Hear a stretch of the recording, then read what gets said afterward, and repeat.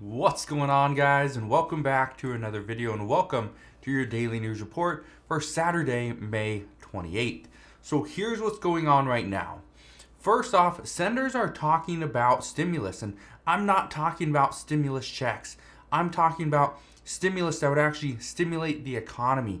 These are things like lowering prescription drug costs. These are things like lowering our deficit for the nation, right? Because right now it's a little bit high. I think we can all agree on that. And it's also about finding better energy solutions. So again, a lot of stuff they're discussing, but that is what I'm referring to when I say stimulus, okay? But we do know some are really pushing for President Biden to get his economic agenda passed, mainly because his approval rating is abysmal. It's horrible. And some are saying that if Democrats want to win in the upcoming midterm elections, President Biden must be the one that gets something done. So we will see.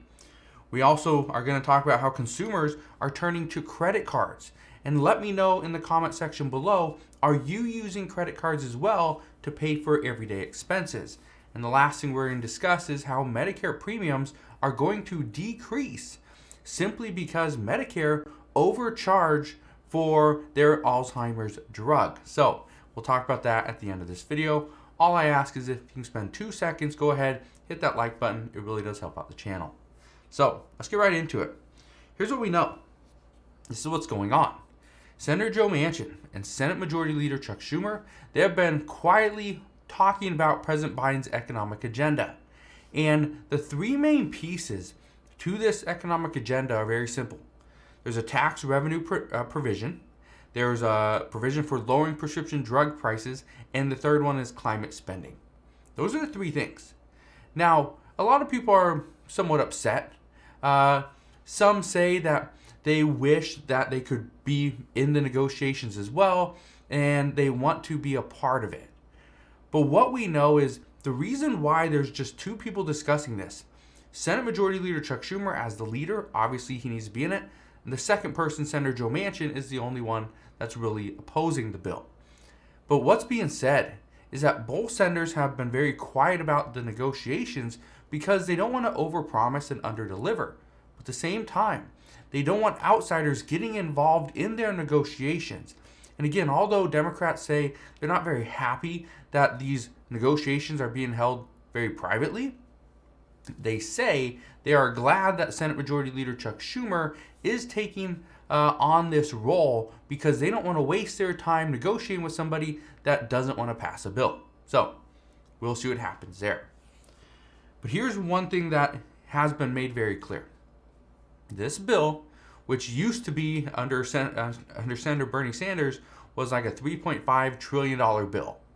It got cut down to $2.45 trillion, got cut down to $2 trillion. Then it was what, $1.75 trillion. Now it's expected to be at $1 trillion. But here's what you need to know. This is going to be $1 trillion in revenue, not $1 trillion in spending. The bill will likely bring in and produce around $1 trillion in new tax revenue. From that, Senator Joe Manchin, he is only going to agree to spending half of that. So $500 billion on prescription drug prices, lowering the price there, and then additionally on climate. But the other $500 billion directly goes to pay down our national deficit. Now, one of the biggest issues that both Senator Joe Manchin and Senator Majority Leader Chuck Schumer have right now is that they need to convince the 48 other Senate Democrats that the plan in place that they're going to put together is truly the best thing for the United States and the American people. Whether it is or isn't, we don't know. But what I can tell you is that's what they have to do. Because Senator Joe Manchin's been very clear. I will not vote yes. I will not unless it's my bill. That's been the key factor for, since November, is he will not vote for it if it is not his bill. So we will see what happens there. And again, I just want to be very clear on this. When I say senators talk stimulus, I am serious. They are talking about stimulus, but not a stimulus check. Okay? Keep that in mind. Those are two different things. And I know a lot of people are spreading some misinformation out there saying a check is coming, but that's not the facts. The facts are checks are coming from specific cities, counties, and possibly states, not from the federal government. All right? If you have questions on any of that, you can always ask your questions down in the comment section below. Now, one of the biggest reasons why, or really for these renewed talks about President Biden's economic agenda, is the fact that prices are still hurting hundreds of millions of Americans. Food prices are too high. Rent is still creeping up, right? Even though some say it's coming down, no, it's still going up in most places. And gas prices. Gas prices don't look like they're coming down anytime soon. And the fact of the matter is that the Biden administration honestly can't lower prices too much more because they used their biggest move. They took some of our strategic petroleum reserves. They took, 180 million barrels of oil? That was great, but the problem is it didn't do much. It lowered prices temporarily, and then prices shot back up. The other problem, honestly, that we are facing is a global energy crisis. Not just here in the U.S., it's globally. Much of this was amplified simply because of the war between Russia and Ukraine. But the other problem is that many countries, they place sanctions, and again, the U.S. did the same thing as well, is we all place sanctions on Russia. And Russia retaliated by making oil much harder to get and hiking prices. So again, we heard this before. President Biden said, well, we can do sanctions, but it will hurt the American people. Guess what? It did. Now, while gas prices are going to remain rather high, about 45% of Americans are projected to be using their credit cards to pay for these added expenses. Everyday goods, food, gas, people are paying with credit cards. Now, some people say they only use their credit cards for food. Others say they use credit cards anytime they're at a store, doesn't matter what store, a gas station, or a restaurant. About 30% of people say they only use credit cards for emergencies. But when you ask what constitutes as an emergency, some say if I need to fill up my gas tank is an emergency.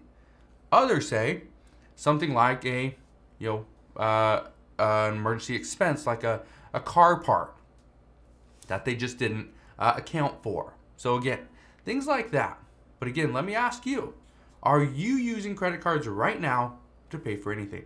If you are, chances are you're not paying it off. And if you're not, you are going deeper into the hole because you are getting charged interest. So, not the greatest thing to do, but I understand if that is the only option you have, that is what you need to do. That is an emergency.